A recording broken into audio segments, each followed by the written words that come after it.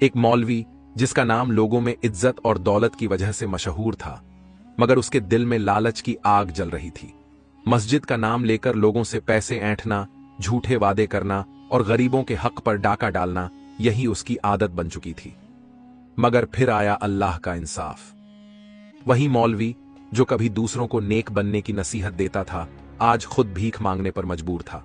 लोग जिनके सामने हाथ फैलाते थे, आज उन्हीं के सामने वो झोली फैला रहा था। मगर क्या अब उसकी तौबा कबूल होगी? जानने के लिए वीडियो को पूरा देखिए और उससे पहले हमारे चैनल को सब्सक्राइब कर दो। चलो शुरू करते हैं। शाम के धुंधलके में दमिश्क की एक पुरानी तंग गली के नुक्कड़ पर एक पुरानी मस्जिद वाक़ थी। मस्जिद के गुंबद पर हल्की हल्की धूल जमी थी, लेकिन उसके अंदर नूरानी माहौल था। नमाजियों की आमद और रफ्त लगी रहती, अजान की सदा फिजाओं में घुलकर एक अजीब सुकून बिखेर देती। लेकिन इस पुरसुकून माहौल में एक ऐसा शख्स भी था जिसकी नीयत में फसाद और दिल में दुनिया की मोहब्बत भरी हुई थी। उसका नाम था मौलवी अनवरुद्दीन। मौलवी अनवरुद्दीन जाहिर में एक परहेजगार और मुत्तकी इंसान नजर आता।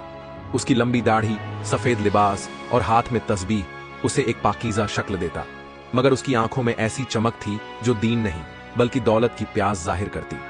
मस्जिद का इमाम होने के बावजूद वह लोगों को मजहब के नाम पर डराकर, झूठे ख्वाब और वज़ाइफ बताकर उनसे माल बटोरता। मस्जिद के लिए आने वाला चंदा हमेशा मौलवी अनवरुद्दीन के जेब में चला जाता। मस्जिद की छत टपकती रहती, दीवारों पर सीलन लग जाती, मगर मौलवी साहब के घर की सजावट दिन ब दिन बढ़ती जाती। उनका छोटा सा कमरा अब आलीशान हो गया था। महंगी इत्तरों की खुशबू से उनकी मौजूदगी का एहसास होता। नमाजियों की भीड़ में वे खुद को गरीबों का खैर ख्वाह जाहिर करते, मगर अंदर ही अंदर उनकी नीयत किसी बाजारू सौदागर से कम न थी। मौलवी अनवरुद्दीन ने एक नया तरीका अपनाया था। वे कहते कि जिसे कारोबार में बरकत चाहिए वो मेरे बताए वजीफे पढ़े, जिसको औलाद नहीं हो रही वो मेरे बताए अमल करे, और हां, अगर किसी की बीवी नाफरमान है तो मेरे पास एक खास तावीज है। लोग भोलापन दिखाते और उनके पास आते। कोई अपनी बीमार मां के लिए दुआ करवाने आता तो कोई अपनी बेटी की शादी की फिक्र में गिरगिराता। मौलवी अनवरुद्दीन उनकी मजबूरी को समझते और नर्म लहजे में जवाब देते, भाई, अल्लाह के करम से मैं तुम्हारे मसाइल हल कर दूंगा, मगर बस सदका देना बहुत जरूरी है। बिना सदके के कुछ नहीं होता। लोग अपने हालात की बेबसी में उनकी बातें मान जाते। कोई सोने की अंगूठी देता, कोई चांदी के सिक्के और कोई नकद रकम रख देता। मौलवी अनवरुद्दीन हर बार अपनी तस्बीह घुमाते और अपनी जेबें भरते जाते। एक रोज मस्जिद में एक बूढ़ा शख्स आया। उसकी हालत निहायत ही खस्ता थी। फटे हुए कपड़े, धूल से अटा हुआ जिस्म और कांपते हुए हाथ। उसने लरजती हुई आवाज में कहा, मौलवी साहब, मेरी बेटी बहुत बीमार है, घर में इलाज के लिए पैसे नहीं, कुछ मदद कर दीजिए, अल्लाह आपको अज्र देगा। मौलवी अनवरुद्दीन ने उसे सर से पांव तक देखा और हिकारत से कहा, मियां, मस्जिद चंदा लेने के लिए होती है, देने के लिए नहीं। अल्लाह पर भरोसा रखो, वो सब ठीक कर देगा। बूढ़े ने आंसू भरी आंखों से मौलवी की तरफ देखा और हकीकत समझ गया। वह रुंधे हुए गले से बोला, मौलवी साहब, अल्लाह देख रहा है, वो जालिमों को सजा देता है। एक दिन ऐसा आएगा कि आप भी हाथ फैलाएंगे और कोई आपकी मदद नहीं करेगा। मौलवी अनवरुद्दीन ने हंसते हुए कहा, अल्लाह के नेक बंदे को कोई भूखा नहीं मरने देता, जाओ कहीं और जाकर भीख मांगो। बूढ़े ने कांपते हाथों से दुआ के लिए हाथ उठाए और बद्दुआ दी, ए अल्लाह, अगर ये बंदा तेरा नेक और परहेजगार है तो इसकी हिफाजत कर, लेकिन अगर ये गरीबों का हक मारता है तो इसे दुनिया में ही इसका अंजाम दिखा दे। ये सुनकर मौलवी अनवरुद्दीन का चेहरा सुर्ख हो गया, मगर उसे कोई फिक्र नहीं थी। वो समझता था कि वह मस्जिद का इमाम है, उसे कोई कुछ नहीं कह सकता। मौलवी अनवरुद्दीन के दिन उसी रईसी में गुजरते रहे, मगर फिर एक अजीब वाकया हुआ। एक रात जब वह अपने आलीशान बिस्तर पर सोया हुआ था, अचानक उसके सीने में शदीद दर्द उठा। उसका जिस्म पसीने पसीने हो गया। उसने सोचा कि शायद ये मामूली दर्द है, मगर अगले ही लम्हे उसका पूरा जिस्म सुन्न हो गया। उसने चीखना चाहा, मगर हल्का से आवाज ना निकली। उसके हाथ पैर कांपने लगे। अचानक उसकी आंखों के सामने वही बूढ़ा आदमी आ गया जिसने मस्जिद में उसे बद्दुआ दी थी। उस बूढ़े की आंखों में अजीब जलाल था और उसके होंठ हिल रहे थे, जैसे कोई अल्लाह से इल्तिजा कर रहा हो। मौलवी अनवरुद्दीन की आंखों में खौफ तारी हो गया। वह कुछ समझ नहीं पा रहा था। वह बिस्तर से गिर पड़ा, मगर उसे उठाने वाला कोई नहीं था। घर में नौकर चाकर होते हुए भी कोई उसकी चीखें सुनने वाला न था। क्या ये अल्लाह का इंसाफ था? क्या उसके गुनाहों का हिसाब शुरू हो चुका था? मौलवी अनवरुद्दीन का जिस्म पसीने पसीने था। उसका दिल तेजी से धड़क रहा था। उसने उठने की कोशिश की, मगर जिस्म बेकार महसूस हो रहा था। ऐसा लग रहा था जैसे किसी ने सारा खून निचोड़ लिया हो। उसका दिमाग चकरा रहा था और उसकी आंखों के सामने अंधेरा छा रहा था। रात के अंधेरे में जब सब गहरी नींद में थे, मौलवी अनवरुद्दीन अपनी तकदीर के सबसे खतरनाक मोड़ पर खड़ा था। उसे मस्जिद का वो बूढ़ा शख्स याद आ रहा था जिसने बद्दुआ दी थी। उसकी कांपती आवाज गूंज रही थी, एक दिन ऐसा आएगा कि तुम भी भीख मांगोगे, मगर कोई तुम्हें कुछ नहीं देगा। उसका दिल बैठने लगा। उसने तस्बीह उठाने की कोशिश की, मगर उसके हाथ सुन्न थे, उसके होंठ सूख रहे थे और उसकी आंखें फजा में टंगी हुई थीं। वो चीखना चाहता था, मदद मांगना चाहता था, मगर गला जैसे बंद हो गया था। रात का वक्त गुजर गया। सुबह जब घर के नौकर चाकर आए तो उन्होंने मौलवी अनवरुद्दीन को बिस्तर पर पड़ा देखा। उसका चेहरा पीला पड़ चुका था और होंठ नीले हो रहे थे। मौलवी साहब, आप खैरियत से हैं? एक नौकर ने झुककर पूछा। मौलवी अनवरुद्दीन ने मुश्किल से अपनी आंखें खोलीं और फुसफुसाए, मुझे डॉक्टर के पास ले जाओ, मेरा जिस्म काम नहीं कर रहा। मगर नौकरों के चेहरों पर कोई हमदर्दी नहीं थी। वे वही थे जो कभी उसकी झूठन उठाते थे, उसके हुक्म पर सर झुकाते थे। मगर आज जैसे ही उन्होंने देखा कि मौलवी साहब कमजोर और बेबस हो चुके हैं, उनके चेहरे बदल गए। मौलवी साहब, हम मस्जिद के लिए काम करते हैं, आपके लिए नहीं। हमें आपकी बीमारियों का कोई इलाज नहीं करना, आप खुद जाइए। यह सुनकर मौलवी अनवरुद्दीन का दिल बैठ गया। ये वही लोग थे जो उसकी जेब से पैसे निकालने के लिए उसकी खुशामद किया करते थे। मगर आज मौलवी अनवरुद्दीन ने सोचा कि शायद मस्जिद के लोग उसकी मदद करेंगे। उसने जैसे तैसे खुद को संभाला, कपड़े बदले और लाठी के सहारे मस्जिद की तरफ रवाना हुआ। मगर जैसे ही वह मस्जिद पहुंचा, उसके कदम वहीं रुक गए। मस्जिद के मिंबर पर अब एक नया मौलवी खड़ा था। उसकी दाढ़ी घनी थी, आवाज में सकीनत थी और चेहरे पर नूरानी चमक थी। लोग उसे अदब से सुन रहे थे। मौलवी अनवरुद्दीन के दिल में एक तेज टीस उठी।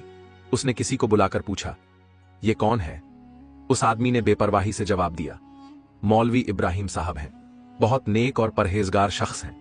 पहले जिस मौलवी साहब ने मस्जिद को अपनी जागीर बना रखा था, लोग उनसे तंग आ चुके थे, इसलिए उन्हें निकाल दिया गया। मौलवी अनवरुद्दीन के कान सुन्न हो गए। उसकी आंखें फटी की फटी रह गईं। वो समझ गया कि उसकी हुकूमत खत्म हो चुकी थी। मौलवी अनवरुद्दीन अब मस्जिद के लोगों की तरफ बढ़ा। उसने सोचा कि शायद अब भी कोई उसकी मदद कर देगा। मगर जब लोगों की नजर उस पर पड़ी तो उनके चेहरे पर गुस्सा उभर आया। देखो, यही वो मौलवी है जिसने मस्जिद का चंदा खा लिया था। हाँ, यही तो वो शख्स है जिसने हमारी मजबूरी का फायदा उठाया था। आज इसकी हालत देखो। अल्लाह के इंसाफ से कोई नहीं बच सकता। लोग उसे हिकारत भरी नजरों से देखने लगे। जब उसने कुछ लोगों से मदद मांगी तो उन्होंने कहा, मौलवी साहब, हम आपसे कुछ नहीं लेंगे तो आपको देंगे भी नहीं। मौलवी अनवरुद्दीन अब एक लाचार इंसान बन चुका था। पहले जो लोग उसकी एक आवाज पर हाजिर होते थे, अब उसे देखते ही मुंह फेर लेते।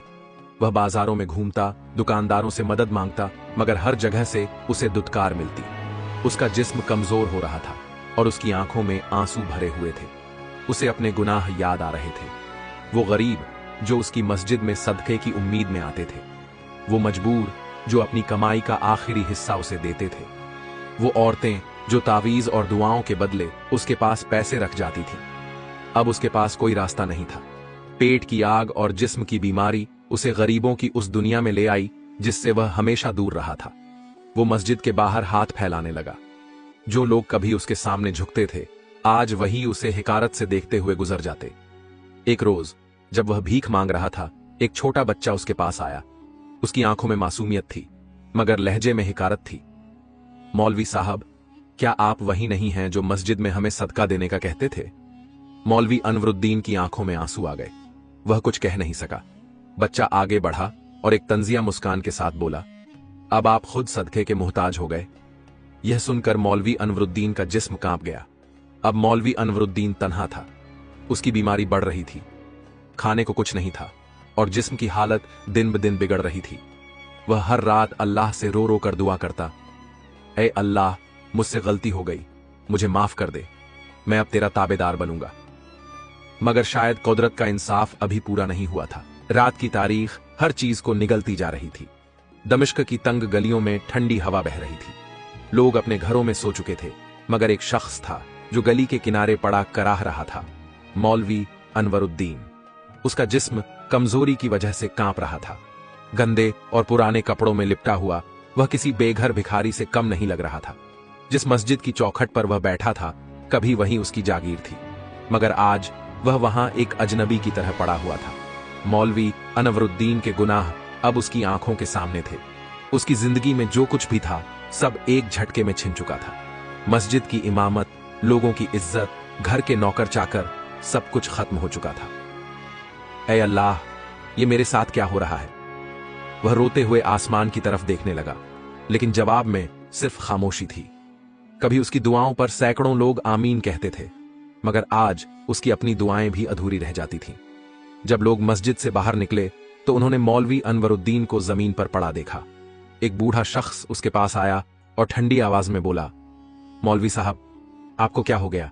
आप तो बहुत नेक और खुदा तरस थे, फिर इस हाल में क्यों हैं? मौलवी अनवरुद्दीन ने बूढ़े की आंखों में देखा। उसे महसूस हुआ कि इस सवाल में हकीकत का एक तमाचा छुपा हुआ था। उसने जबरन मुस्कुराने की कोशिश की, मगर उसकी आंखों से आंसू बह निकले। मैं बीमार हूं, भूखा हूं, मेरी कोई मदद कर दो। बूढ़े ने अफसोस से सिर हिलाया और कहा, मौलवी साहब, जब हम गरीब आपके पास मदद मांगने आते थे, तब आपने हमें क्या जवाब दिया था? मौलवी अनवरुद्दीन का जिस्म कांप गया। उसे याद आया कि वह कैसे लोगों को टाल दिया करता था, कैसे उसने मस्जिद के चंदे को अपनी जेब में रखा, कैसे मजबूरों को झूठे तावीज बेचकर उनका पैसा खाया। आज वही लोग उसके सामने खड़े थे, मगर उनके दिलों में उसके लिए कोई रहम नहीं था। मौलवी अनवरुद्दीन अब दमिश्क की सड़कों पर भटक रहा था। उसकी कमजोरी इतनी बढ़ चुकी थी कि अब वह ठीक से चल भी नहीं सकता था। वह हर किसी से मदद मांगता, मगर कोई उसे कुछ नहीं देता।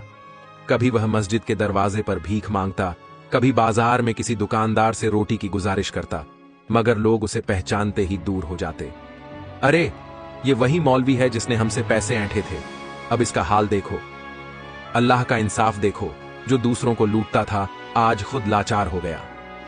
मौलवी अनवरुद्दीन हर सुनने वाले के सामने हाथ जोड़ता, मगर हर कोई उसे ताने देकर चला जाता। कुछ दिनों बाद उसकी हालत और खराब हो गई। उसके हाथ पांव जवाब देने लगे, जिस्म पर जख्म उभर आए और हल्का से आवाज तक नहीं निकलती थी। अब वह सिर्फ एक गली में पड़ा रहता, एक कोने में, जहां कभी लोग उसे मस्जिद जाते वक्त सलाम किया करते थे। अब वही लोग उसे देखकर मुंह फेर लेते। भूख से बेहाल वह जमीन पर पड़ा कराहता रहता। उसकी आंखें पथरा गई थीं, होंठ सूख चुके थे। वह मौत के करीब था, मगर अभी भी मौत उसे गले लगाने के लिए नहीं आ रही थी। एक रात जब आसमान पर काली घटाएं थीं और बारिश की हल्की बूंदें गिर रही थीं, मौलवी अनवरुद्दीन ने अपना सर उठाया। ऐ अल्लाह, मैं तेरा गुनहगार हूं। मैंने दुनिया के लिए तेरे दीन को बेच दिया। मैंने अपने लालच में गरीबों का हक मारा और आज मैं उन्हीं के पैरों में गिरा हुआ हूं। उसकी आवाज सिसकियों में खो गई। या अल्लाह, क्या मेरी तौबा कबूल नहीं होगी? क्या तू मुझे माफ नहीं करेगा? बारिश तेज हो गई, उसकी सिसकियां भी तेज हो गईं, मगर उसे कोई जवाब नहीं मिला। अब उसे यकीन हो गया था कि अल्लाह का इंसाफ शुरू हो चुका है। अनवरुद्दीन का जिस्म हड्डियों का ढांचा बन चुका था। चेहरे की चमक खत्म हो गई थी, आंखें अंदर धंस चुकी थीं और बदन पर सिर्फ फटे पुराने कपड़े रह गए थे। वो जो कभी मस्जिद का सबसे ताकतवर और अमीर मौलवी था, आज एक लाचार इंसान की तरह सड़कों पर पड़ा हुआ था। भूख से बेहाल वो एक बार फिर मस्जिद की चौखट पर गया। जब उसने लोगों को आते जाते देखा तो उसने अपनी कांपती हुई आवाज में मदद मांगी। अल्लाह के नाम पर एक रोटी दे दो, बहुत दिनों से भूखा हूं। मगर कोई उसकी तरफ नहीं देख रहा था। कुछ लोग उसकी तरफ देखकर हंसने लगे तो कुछ नफरत से मुंह फेर कर चले गए। तू वही है ना जिसने मस्जिद का चंदा खाया था? अल्लाह का इंसाफ देख, तू भीख मांग रहा है मगर तुझे कोई देने वाला नहीं। मौलवी अनवरुद्दीन की आंखों में आंसू आ गए। उसने अपने हाथ जोड़कर कहा, भाइयों, मैं बहुत बड़ा गुनहगार हूं, लेकिन क्या तुम अल्लाह की राह में मुझे एक लुकमा भी नहीं दे सकते? एक नौजवान आगे बढ़ा, उसके चेहरे पर गुस्सा था। जब मेरी मां तेरे पास तावीज लेने आई थी तो तूने उससे मस्जिद के नाम पर सारे पैसे ले लिए थे। आज तुझे कैसी तकलीफ हो रही है? इतना कहकर नौजवान ने उसकी झोली में रखा हुआ एक सूखा टुकड़ा भी उठाकर दूर फेंक दिया। मौलवी अनवरुद्दीन ने बेबसी से आसमान की तरफ देखा। या अल्लाह, क्या मेरी तौबा कबूल नहीं होगी? अब उसकी हालत इतनी खराब हो चुकी थी कि वह चलने के काबिल भी नहीं रहा। वह घिसटता हुआ दमिश्क की सबसे तंग गली के एक कोने में पड़ा रहा। कोई उसकी परवाह नहीं कर रहा था। लोग उसके ऊपर से गुजर जाते, मगर कोई उसे पूछने वाला नहीं था। एक बूढ़ी औरत वहां से गुजर रही थी। उसने उसे देखा और ठहर गई। उसकी आंखों में रहम था। उसने पास आकर पूछा, बेटा, तू कौन है?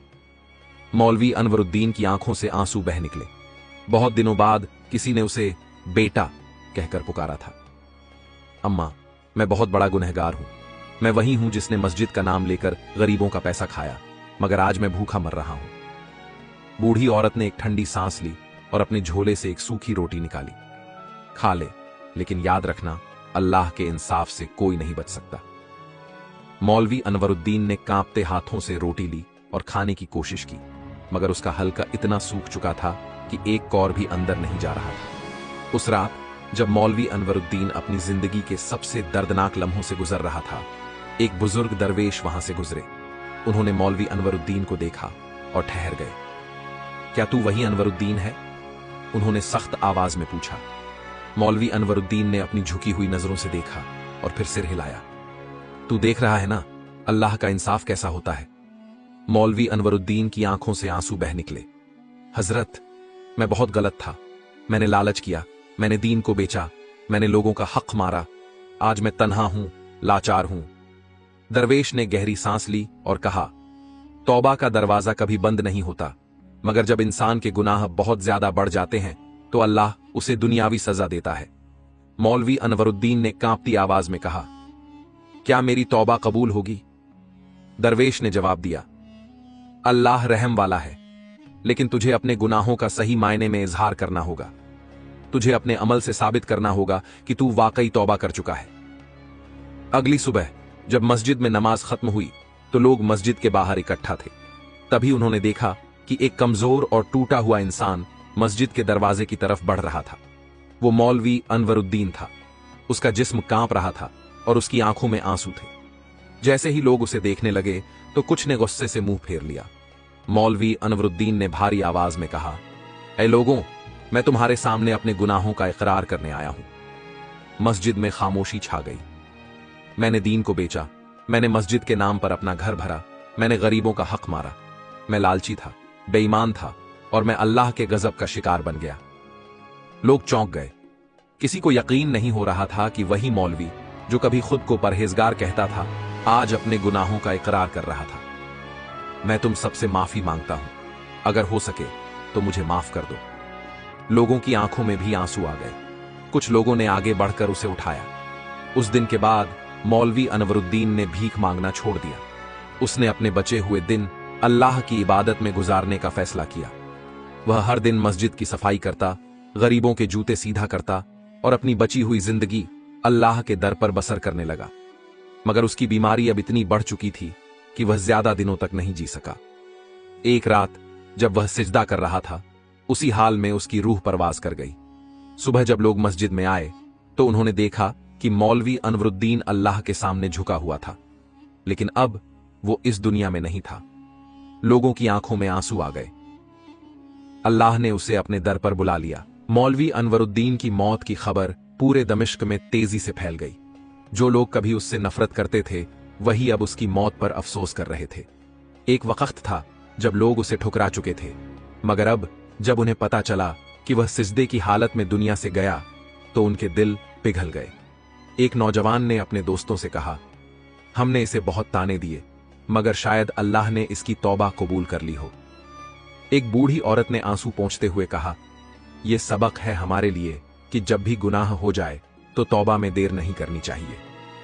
मस्जिद के इमाम ने लोगों से कहा, मौलवी अनवरुद्दीन ने गलतियां की थीं, मगर उसने अपने गुनाहों को माना और अल्लाह से सच्ची तौबा की। हमें उसके लिए दुआ करनी चाहिए। मौलवी अनवरुद्दीन की कहानी हमें एक बड़ा सबक देती है। एक, अल्लाह का इंसाफ अटल है। अगर कोई गलत रास्ते पर चलता है तो देर सवेर उसे अपने अमल का हिसाब देना ही पड़ता है। 2, तौबा का दरवाजा हमेशा खुला है। अगर इंसान अपने गुनाहों का इकरार कर ले और सच्चे दिल से अल्लाह से माफी मांगे तो अल्लाह उसे माफ कर सकता है। 3. दौलत और इज्जत का घमंड नहीं करना चाहिए। जो चीज आज तुम्हारे पास है वह कल छिन भी सकती है, इसीलिए अपने अमल को सही रखो और गरीबों मजबूरों का हक अदा करो। 4. नेकी ही असली दौलत है। जब इंसान इस दुनिया से जाता है तो उसके साथ सिर्फ उसके नेक अमल जाते हैं, इसीलिए हमेशा अच्छा करने की कोशिश करनी चाहिए। या अल्लाह, हमें गलतियों से बचा। अगर हमसे कोई गुनाह हो जाए तो हमें सच्ची तौबा की तौफीक दे। हमें लालच से बचा और नेक रास्ते पर चला। हमारे दिलों को नर्म कर ताकि हम दूसरों का हक अदा कर सकें। अगर आपको यह कहानी पसंद आई हो और इससे आपको कुछ सीखने को मिला हो तो इसे लाइक करें, कमेंट करें और अपने दोस्तों और घर वालों के साथ शेयर करें ताकि ये सबका और लोग भी सीख सकें। हमारे चैनल को सब्सक्राइब करें और बेल आइकन दबाएं ताकि ऐसी और इब्रतनाक कहानियां आप तक पहुंचती रहें।